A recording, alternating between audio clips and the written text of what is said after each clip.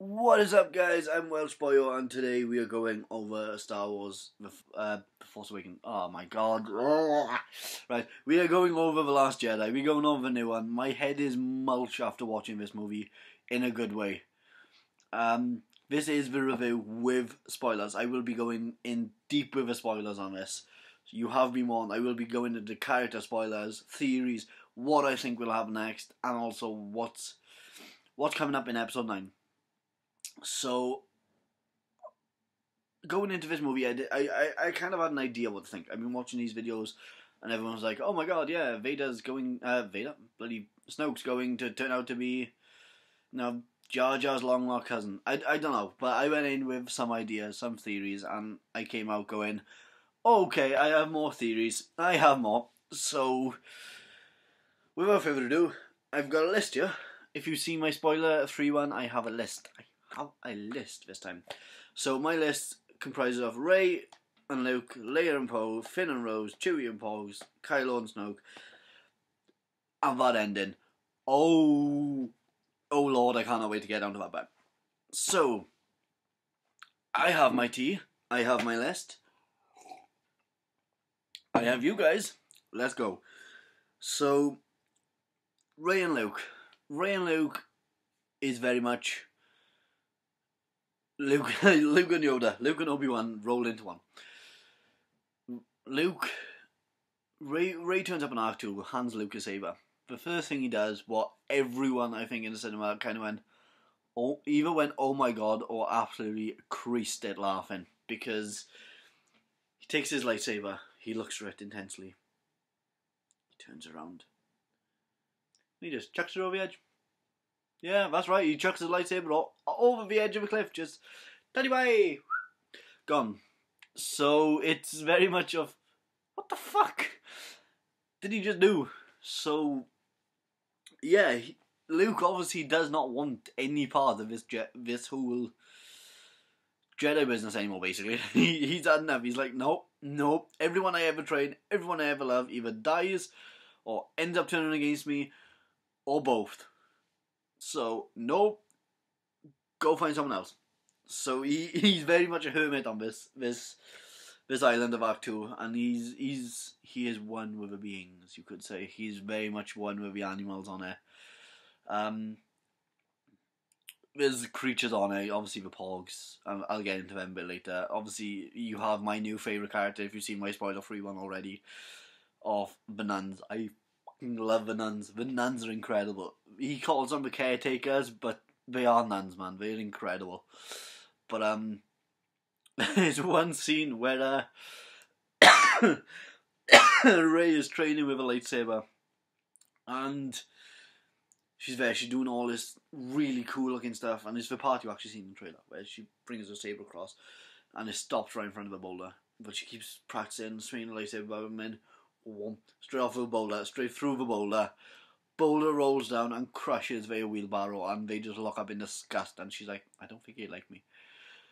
Do you blame them? When you see what shit they go through from Rey, you kinda don't blame her. Blame any of them, not just one, but all the nuns for hating Rey. But yeah, Rey comes into her own in this very much. Her and Kylo are the greatest bond, I would say, in this movie, possible, because, how do I put this? Everyone's going off here as force texting. I'm going more off a FaceTime using the Force, because she can see him, he can see her. Now, what people fail to mention and listen to in this movie is it drains them. When they communicate with each other, it's like, how do I put this? It's like an athlete. An athlete might, like, if I ran, me with my bad heart and everything, if I ran for 5 minutes, I would be dead. I would be knackered. If an athlete ran for 5 minutes, they would be fine. Know what I mean? So it's like,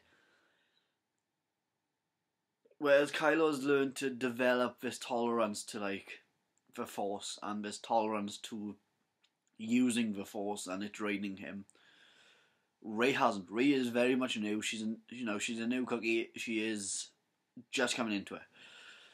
So she says to Kylo, no, it drains me. And he's like, yeah, I know. He said, no, it's a force. Welcome to it, basically. And they have a bit of a bond, and he tells her, look, the reason I turned is because... Actually, I'm going to say that. I'm going to get back onto that when I come to Kylo himself, because he's an interesting one, put it that way. This is why he's probably my favourite character in the new ones. Out of all the new ones. He's brilliant. So, again, Rey establishes this connection with him, and then while she's on this island, obviously Luke is training her. Luke doesn't want to train her at first. He goes down, he's like, nope, screw you, I'm off. And he actually does barricade himself in until he finds Chewie, and then he's like, yeah, my old friend. Still not training her. Basically, and then he walks down, he goes into Falcon. Obviously, he asks Chewie, wait, if you're here, she's here, Falcon's here, where is Han? Obviously, out of off screen, they explain it to him, because when he comes back, he's like, okay, because when he asks what happens, they shoot to a scene of Kylo. So obviously you can tell they've told him. But when he comes back, then he's kind of a bit, what do I do? I'm a little bit torn with this girl. She's very powerful. She's very, very powerful, and she has got the capability to do it. But at the same time, I don't want it to be another Kylo scenario where he trains her and then she turns against him. So is it very much, catch-22? What do I do? What the hell do I do? I could train her, then she could kill me. So, yeah. So he's very, very protective of not just himself, but everyone around him. So he sneaks aboard the Millennium Falcon one night, and they sneak in on how he gets on board with Chewie supposedly being there. I'll get onto with Chewie because it's absolutely incredible. But yeah, he goes aboard and he finds R2. R2 obviously beeps at him and he's like, hey buddy, I missed you. And R2 starts beeping. He's like, hey, watch the language. And when he says, hey, watch the language, A New Hope Luke just shines through. You see it in his face, you hear it in his voice, and you just close your eyes and you're like, yes. Luke, the Luke we loved is back, and he is back with vengeance. But a very nice homage, you could say, to A New Hope and to the late Carrie Fisher, who everyone I think will miss and is upsetting because Carrie Fisher is incredible in this movie. What I'll get onto very soon because she's next on the list to talk about. But yeah, R2 plays homage to obviously A New Hope, by shooting out the whole we need your help, Obi-Wan Kenobi spiel what she gives as a hologram. Because basically Luke turns to him, he's like, look, this girl's come to me, there's no way I'm going to train her. There is nothing on Earth, there is nothing in this galaxy what will make me train her. And R2 shoots out that image of her, that video of Leia being like, help me Obi-Wan Kenobi, you're my only hope. And Luke just looks at R2 and goes, cheap move. After that, he sees that where's Leia was saying to Obi-Wan, please help me, we need your help. Rey is saying that to Luke. So he's like, right, I will train you, but you will do it under my say-so. Obviously Rey disobeys him, sort of in a way, and because when he's trying to teach her, he's like, what do you feel? And she's like, I feel life, I feel death. I feel the creatures, I feel the wind, I feel everything like that. And he's like, that is the Force. He's like, what you feel is the Force. It's a nice scene before that where he takes the piss. Because he's like, reach out, what do you feel? And she actually puts her hand out like that to go feel him. And he's there with his little tiny, I don't know, it almost looks like a branch. Like one of the, the leaves that are very like long and straggly and rubbery. He's one of them leaves tickling her hand. She's like, I feel it. He's like, do you feel it? He just goes down and slaps her hand. He's like, didn't mean it that way. And it's just like, oh my god, you can just see the Yoda inspiration in him.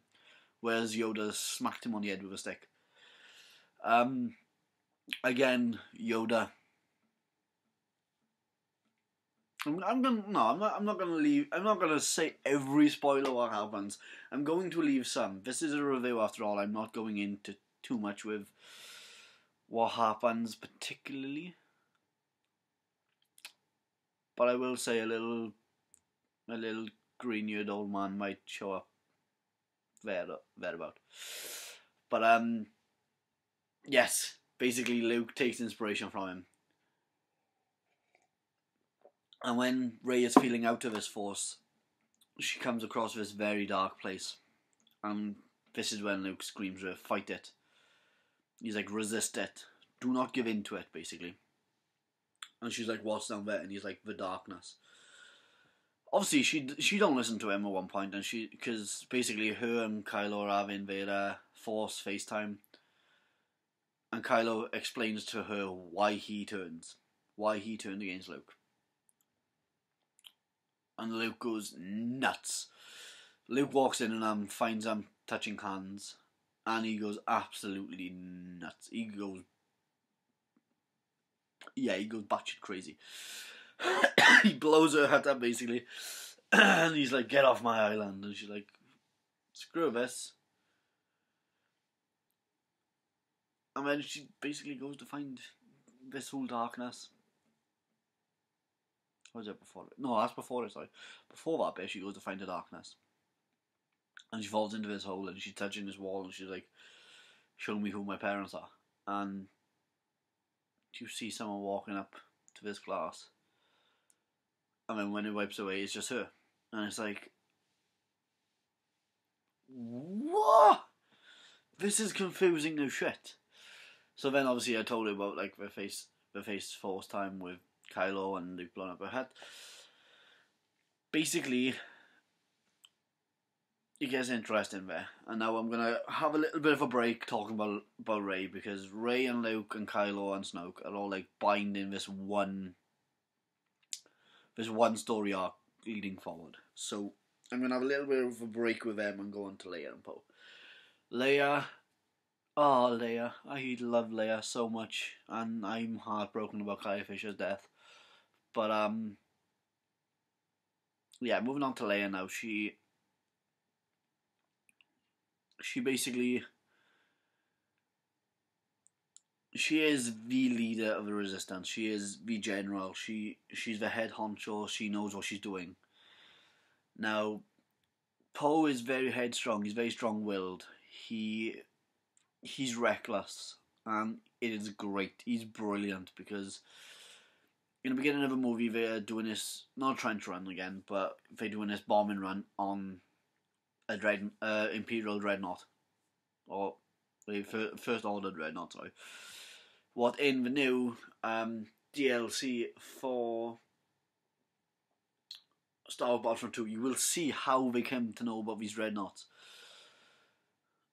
So they're doing this bombing run in this dreadnought, and one of the girls there sacrifices herself basically, because Poe's like, look, I'm taking out the front cannons of this dreadnought. We can do this. We will destroy it. And Leia's like, no, just destroy the cannons. Give us time. Give us time to get out of here.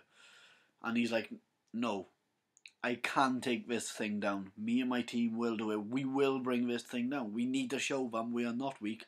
We will not run, and we will stand the fight. So he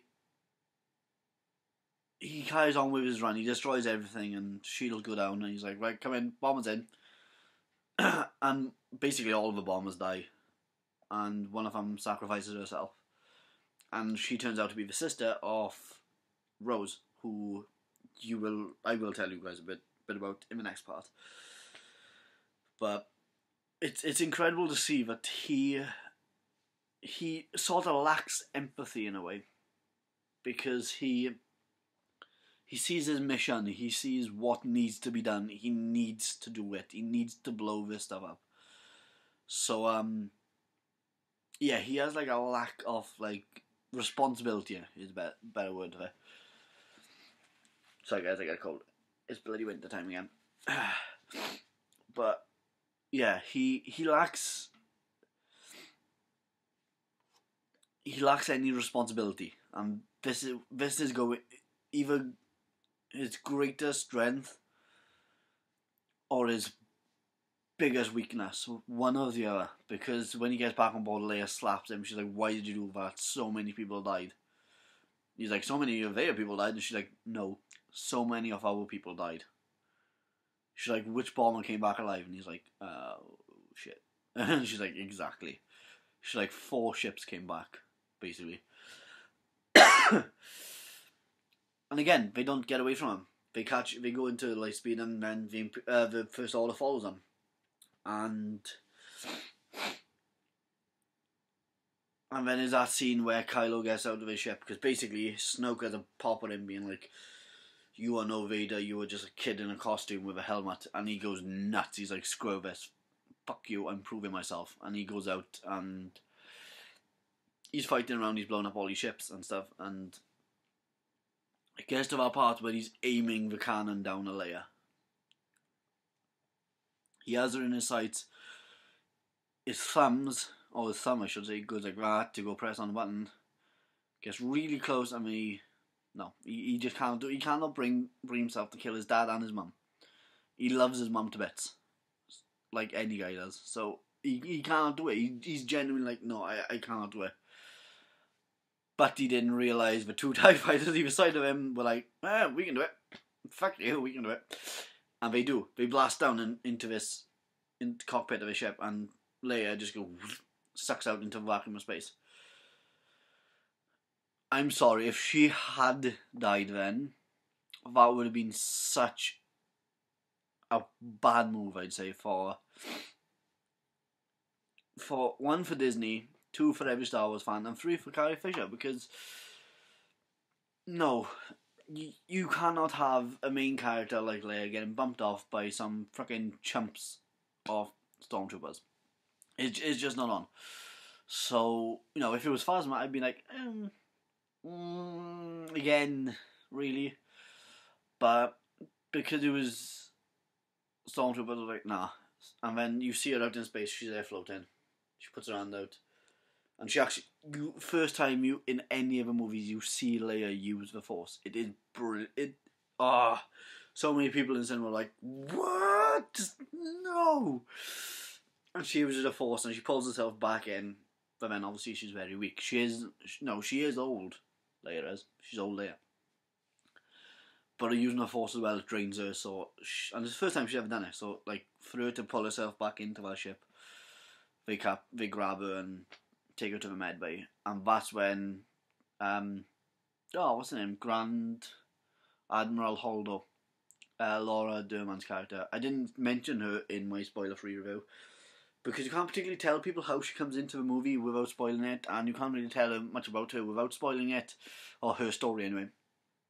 But she is great. She's brilliant. She turned into one of my favourite characters by the end, because she's very headstrong. She's very cool. She is very, very cool. Because her and Poe, the clash, man, the friction between them is intense and brilliant, because he's, you got Poe on one hand, who's very strong, very strong-willed, very headset, and then you have Holdo, who's very headstrong and very set in her ways.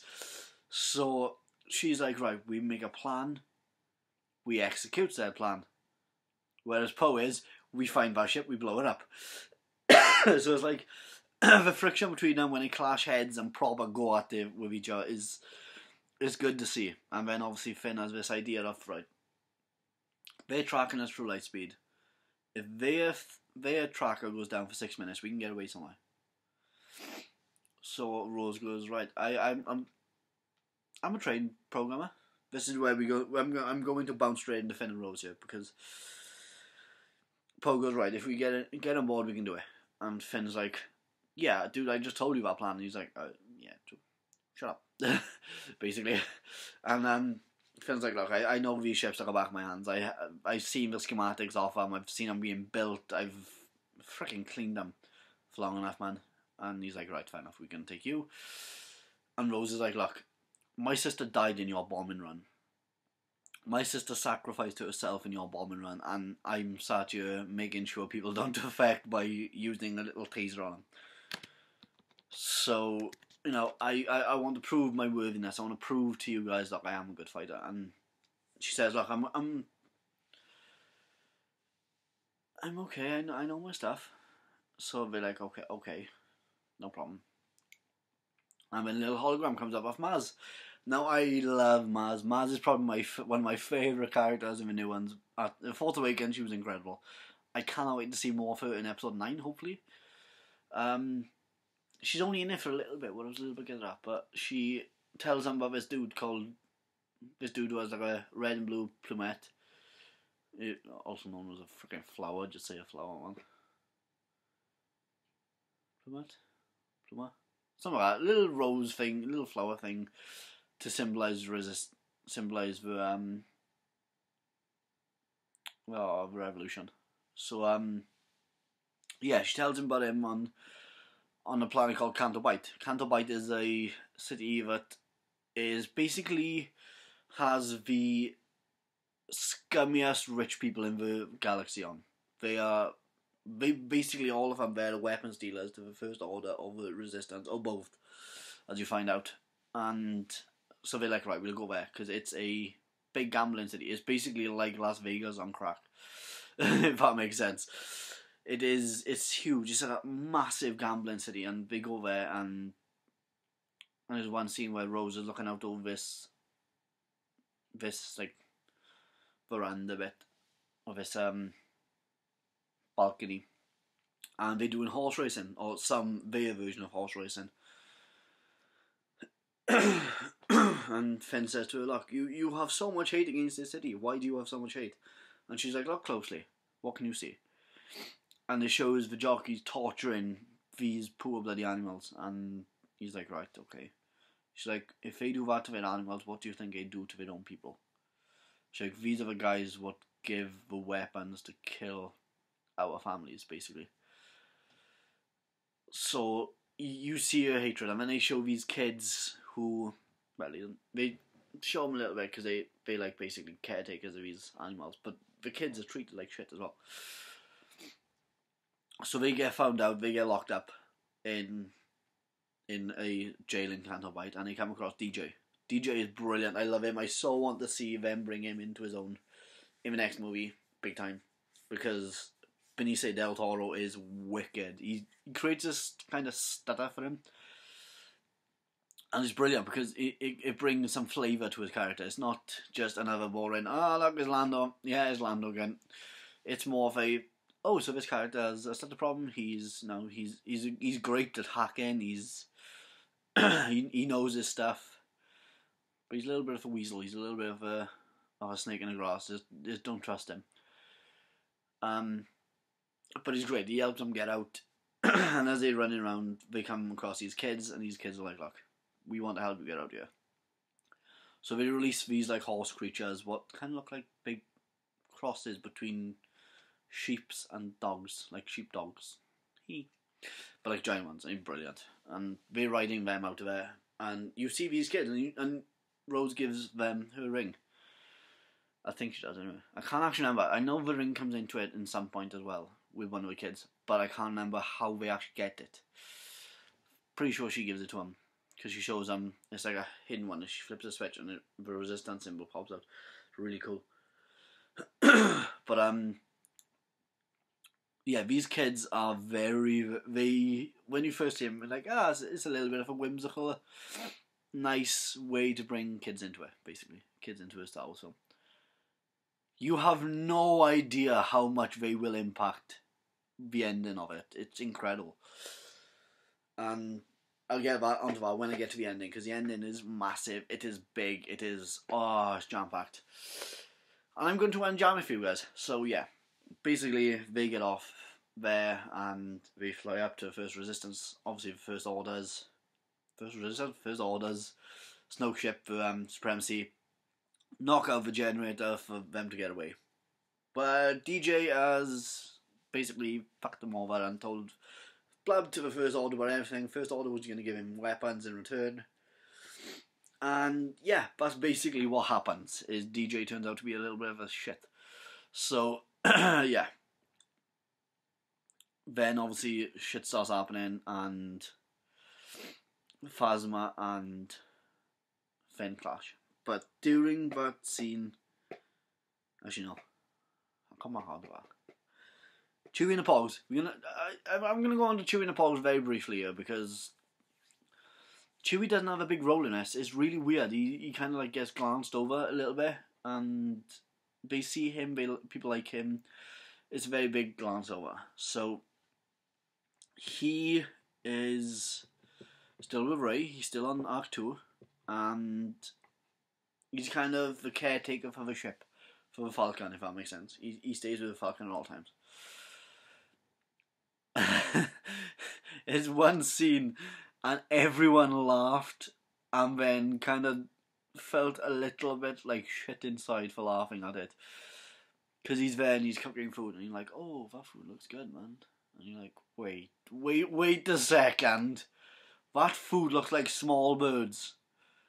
And the camera zooms around and there's Pogs there watching and go. And you're like, oh, dude, no. And he rolls at them and they run off, and he turns around and you just see one Pog with his eyes tearing up and go. And he's like, oh, dude, no. Dude, what are you doing? And he rolls at him and he's like, screw it, I'm still going to eat this. I mean, fuck you guys, I'm hungry. And I don't blame him. It's great. But yeah, Chewie and the Pogs, there's not much to say about them. The Pogs just love Chewie, and Chewie loves the ship. So yeah, that's really about it. The Pogs stick to him like glue. They ain't even beneficial to the story. They just are there. They're little creatures what are on Act 2, and I like how they've done it. They haven't done it like the Ewoks or the Gungans, where they play a big vital role and no one cares about them. No one likes them. Everybody hates them. Whereas this film, we've kind of gone, right, everybody hated everything cutesy what we put into it. We're going to pull that back there. They're not going to be a part of the main story. They're just going to be there for the sake of being there. They are there because, you know, Arc 2 is their planet. That's where they live. That's their habitation. And I like it that way, because they've gone, right, these are just living creatures. Living, breathing creatures. There's nothing special about them. There is nothing great about them. They can be eaten if they want to, as Chewie proves. There is nothing grand. They do not use the Force. They are just birds. And it works. It really does work, because they bring comical aspect to it. Comical aspect to a very dark movie. What is great, because then you're kind of like, right, so we have Pogs making us laugh. That's their job. There you go. If they need a job in this movie, their job is to make us not feel so much like shit with all the darkness happening around in the rest of the movie. Well done, Pogs, you've done that perfect. Right, Kylo and Snoke. Now I can get back onto Rey and Luke and Kylo, and why Kylo says to... Because Kylo says to her, look, the reason I defected is... Big spoiler here. If you guys do not want to listen to know why Kylo... I know this video is entirely spoiler, all of us spoilers, but if you really, really, really honestly want to go watch it, please click off this video now, or click forward a few minutes. Until you see a picture of Snoke anyway. Because... this is such a big thing that happens in the movie. You're kind of like, okay, once you hear it, you cannot go back, basically. So, if you do want to click off it now. I will give you 3 seconds. I'm not going to clock you. There you go. So, right, basically, Kylo says to Rey, look, Luke tried to kill me. I was sleeping one night in my bunker, and I woke up and Luke was above me with a lightsaber. I force gripped my lightsaber. What is very interesting, because his Force lightsaber is Rey's lightsaber. So when he says in The Force Awakens, that lightsaber belongs to me, he's not actually lying. It did belong to him. But he Force grabs it and, you know, protects himself against Luke. Um, Basically, Luke tries to defend himself because Ray goes nuts when he blows obviously her thing up, her head up, and she goes nuts on him, and she pulls out a lightsaber, and she's like, "Tell me, why did you go to kill him? I can see light in him. You can sense light in him. He can sense light in himself.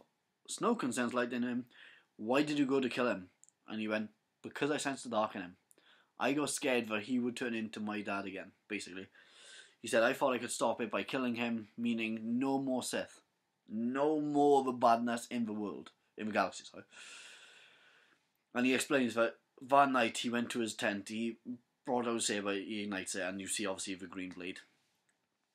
And he's like, "Look, I thought if I killed him, I could stop war ever breaking out again. I could stop the First Order. I could train these new Jedi in the way I wanted without having any of the darkness taint them." He's like, "Obviously I see now I was wrong on that." He's like, he said if I could go back and change it, I would. He said I would kill myself before killing him and stuff. No, all that, spiel about, yeah, I'm sorry. And, so yeah, basically the reason Kylo defected from Luke is because Luke tried to kill him. And when you find that out, you kind of like, oh, so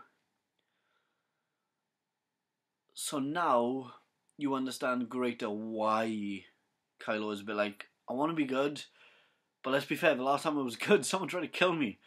I mean, bad, no one's tried to kill me. What the frick do I do? So Rey goes after him. Rey's like, "Look, if you're not going to help him, screw you, I'll help him." So this is where it kind of gets back to that homage, so to say, of Empire Strikes Back. Because she goes there and she's like, "Look," she's like, "Ben, I can see the light in you. Come back, please." She was like, "Come on, you can be a great Jedi. You can be one of the best Jedis ever to live. Come back with me." And he's like, "How about you come with me?" He said, "Because when I was doing the whole FaceTime with you, I kind of sensed darkness in you." And she's like, "I sense light in you." And he was like, "Oh." He's like, "You know what, we'll go to Snoke. Snoke can sort this shit out. How's that?" So we go to Snoke. Snoke tortures her. Snoke fucking basically degrades and fucking has a pop at Kylo, being like, "Yeah, you're no good. I thought having a Skywalker would be great, but you're basically shit." But so he's pissed off with him. The bruise on Rey's head, basically, she goes to force. Obviously, Snoke takes the lightsaber off her. She tries to force grab it, and because he's so strong with force, he kind of moves around. It spins around her head, comes back and clunks her in the head, and then lands straight back where it was before. Bigger spoiler here, if you guys really do not want to know about life and death of characters, click off now. Again, 3 seconds. 16. Right, go. So basically, Rey's on her knees. Kylo stood in front of her with a saber, and bloody Snoke's there going, "Do it." Basically doing a fucking Dooku to him. No. Dooku all over again. Just do it. And he's like, Snoke is telling Rey how he's twisting his lightsaber and he will ignite it. He ignites the lightsaber and he does twist the lightsaber around, but it's not his own. On the throne room arm of a chair, throne chair, sorry, Snoke's chair, he's got the saber, like the Luke's lightsaber, Anakin's lightsaber, Rey's lightsaber, whoever's fucking lightsaber it is now. Ben's lightsaber as well. He ignites it and it chops Snoke in half. And I mean, he kills Snoke. He brutalizes him, in fact. To a point you actually see his bottom just go off a chair, and then his bottoms just go over. It's like, oh, fuck. Praetorian Guards spring into action. They use the Force grab lightsabers, and it's like a yin-yang moment of basically Rey and Kylo fighting off each other. Fighting around each other, I should really say. Bouncing off each other with stuff. And basically fighting these Praetorian guards. It is incredible to watch. It's almost like a dance. How they are spinning around and doing all this shit. It's incredibly impressive, especially because they all done it as well. So it's amazing. It's none of it is CGI. They all fucking done it. It's great. But yeah. After that, then he's like, look, he basically uses the Anakin spiel what he gives fucking Padme of, come with me. We can make the galaxy our own now. We can turn it to how we want. And I liked how they played that off of him being like his granddad. Of like, look, we have this galaxy. We have the First Order now. We can do whatever we want. We can make the galaxy how we want. And she's like, dude, I don't want to freaking rule the galaxy. I just want to go back to Jakku. Let's be fair. And he's like, your parents were no ones, basically. But yeah, they both use a force on Annie's lightsaber, and how do I put this without you guys busting into tears? Rest in peace, lightsaber. But yeah, basically Anakin's lightsaber splits in half. Rey takes it with her though. She does take it with her. You find that out right now, and she has taken it with her. But obviously it don't work no more, so she has to create a new one for episode 9. What I'm interested to see. I'm very interested to see her now. But yeah, she kind of buggers off, and she's like, nope, I don't want to be any part of this. And with this, Holdo turns the ship around because they're firing on basically the ones that the escape pods. So she's like, right, turn the ship around. And this was her moment to come back and be a badass, and she does it in such a great manner. She basically uses hyperspeed and cuts straight through a ship. So I was like, yes. So yeah, it's fantastic to see, and obviously, like I said in my previous video, Snoke was such a brilliant character. Andy Serkis done absolutely fantastic job with him. He's incredible. I cannot give any more praise to Snoke. He's creepy. He scares the shit out of me. Just his laugh alone struck fear into the cinema, into the screen, and it was brilliant. But yeah, and then obviously you have a big battle at Crate. In Crate, where they're trying to get in, because they can't. Basically, the Resistance can't get out now. And out of nowhere, Luke walks up and has a lovely, absolutely stunning scene with Leia. What I loved, I cried. I'm not even gonna deny that. I cried a little bit because it's seeing Carrie Fisher and Mark Hamill on screen together again was fantastic. So I'm gonna quickly wrap this up soon. So I'm gonna quickly glance over Crate because it's such a big battle. I want you guys to see it. I'm not gonna tell you Luke's best moment, but basically he does have a fight, a little bit of a confrontation with Kylo Ren, and Kylo goes straight through him with a saber, and you're like, oh my god, Luke's dead, and Luke just turns around and is like, meh, basically, and he stabs him again. And then he realizes, oh dude, you were a force ghost. You would have basically FaceTime him like Rey was doing. And he's like, yep, basically, but then it shoots back to Luke being on Act 2. He starts there, he's meditating, doing it, and he opens his eyes, and basically he does pass away. I mean, there is no ifs or buts. Luke passes away in this movie. But I this is where it's left open. I don't think he's died. I really do not think he's died. I mean, he does go down like Obi-Wan did when Obi-Wan gets struck. He now vanishes like Yoda did as well. Again, I don't think he's dead. I think he's gone in one with the Force, but I have a theory, well, I'm not going to speak of in this movie, but it basically says how Luke was dead through the entire Force Awakens, entire this. But I will come back onto that, because that one's a bit of a dodgy one. Yeah, so basically Luke passes away because he uses all of the rest of his energy. He's old as well, he's frail, he basically gives all he got into fighting Kylo, just so his sister and the rest of the Resistance could get off our planet, basically. And it's such a heartfelt scene when he's like, he's looking out of the ocean, and he just goes, and Leia and Rey, when they all get onto the Falcon after escaping, Rey is like, "Is it true? Is Luke really gone?" And Leia's like, "Yes, he's finito, he's gone."